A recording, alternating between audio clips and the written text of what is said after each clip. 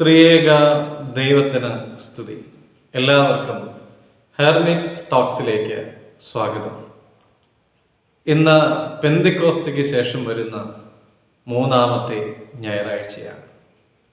ഇന്നത്തെ വിശുദ്ധ ഏവൻഗേലിയോൻ ഭാഗം വിശുദ്ധ യോഹന്നാൻ എഴുതിയ സുവിശേഷം 6-ാം അധ്യായം 35 മുതൽ 46 വരെയുള്ളതായ തിരുവചന ഭാഗങ്ങളാണ്. പെന്തിക്കോസ്തിക്ക് മുമ്പുള്ള ഞായറാഴ്ചയുടെ വിശുദ്ധ ഏവൻഗേലിയോൻ ഭാഗവും ഇതുതന്നെയാണ്. യേശു തമ്പുരാൻ അവരോട്, ഞാൻ ജീവന്റെ അപ്പമാകുന്നു, എൻ്റെ അടുക്കൽ വരുന്നവന് വിശക്കുകയില്ല, എന്നിൽ വിശ്വസിക്കുന്നവന് ഒരു നാളും ദാഹിക്കുകയുമില്ല എന്ന് പറഞ്ഞു. ഇങ്ങനെ തുടങ്ങുന്നതായ ഈ വചനഭാഗത്തിൻ്റെ 44-ാമത്തെ തിരുവചനത്തിൽ ഇപ്രകാരം കാണുന്നുണ്ട്: എന്നെ അയച്ച പിതാവ് ആകർഷിച്ചിട്ടല്ലാതെ ആരും എൻ്റെ അടുക്കൽ വരുന്നില്ല. ഒടുക്കത്തെ നാളിൽ ഞാൻ അവനെ ഉയർത്തെഴുന്നേൽപ്പിക്കും. ക്രിസ്ത്യാനികളെ പീഡിപ്പിക്കുന്നതിൽ കുപ്രസിദ്ധനായ ഒരു പരീശനെ നമുക്കറിയാം, ശൗൽ.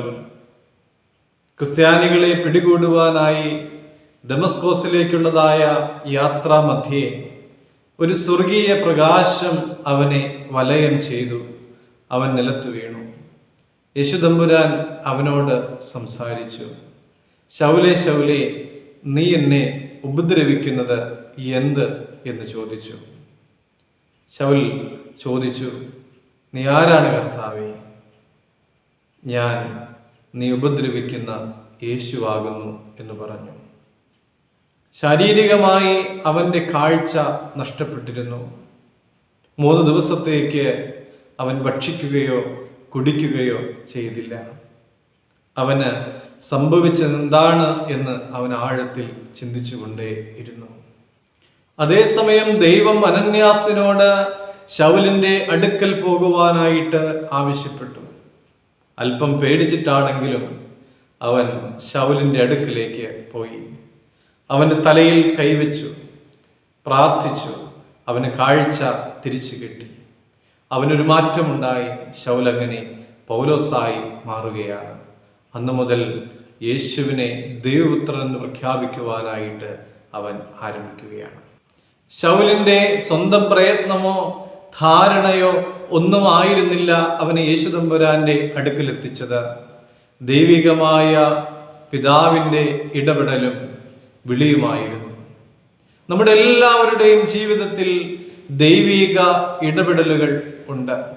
പലപ്പോഴും നമ്മളത് തിരിച്ചറിയാതെ പോവുകയാണ്.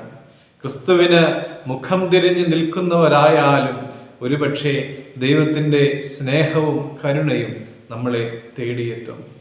എന്നാൽ എൻ്റെ പിതാവിനാൽ ആകർഷിച്ചിട്ടല്ലാതെ ആരും എൻ്റെ അടുക്കൽ വരുന്നില്ല എന്ന് പറയുന്നതിനോടൊപ്പം തന്നെ തൻ്റെ അടുക്കൽ വരുന്നവരെയൊക്കെയും ഒടുക്കത്തെ നാളിൽ ഞാൻ ഉയർപ്പിക്കുമെന്നും കൂടെ പറയുന്നുണ്ട്. പ്രിയമുള്ളവരെ, ക്രിസ്തുവിൻ്റെ അടുക്കൽ എത്തിച്ചേരുന്നവർക്കാണ് ഒടുക്കത്തെ നാളിൽ ഉയർക്കുവാനുള്ളതായ ഭാഗ്യമുണ്ടാവുക. അങ്ങനെ ഒടുക്കത്തെ നാളിൽ ഉയർക്കുവാനുള്ളതായ ഭാഗ്യം പ്രിയമുള്ളവരെ നമ്മൾ ആഗ്രഹിക്കുന്നു എങ്കിൽ നമ്മുടെ ജീവിതത്തിൽ ക്രിസ്തുവിനോടുകൂടെ ചേരുവാനുള്ള ഒരു ആഗ്രഹവും ഉണ്ടാകട്ടെ എന്ന് പ്രാർത്ഥിക്കുകയാണ്. ക്രിസ്തുവിനോടുകൂടെ ചേരുവാൻ നമുക്കെല്ലാവർക്കും സാധിക്കട്ടെ. ഒടുക്കത്തെ നാളിൽ മുഖാമുഖം കാണുവാനുള്ള ഭാഗ്യമുണ്ടാകട്ടെ എന്ന് പ്രാർത്ഥിക്കുന്നു. ദൈവം അനുഗ്രഹിക്കട്ടെ.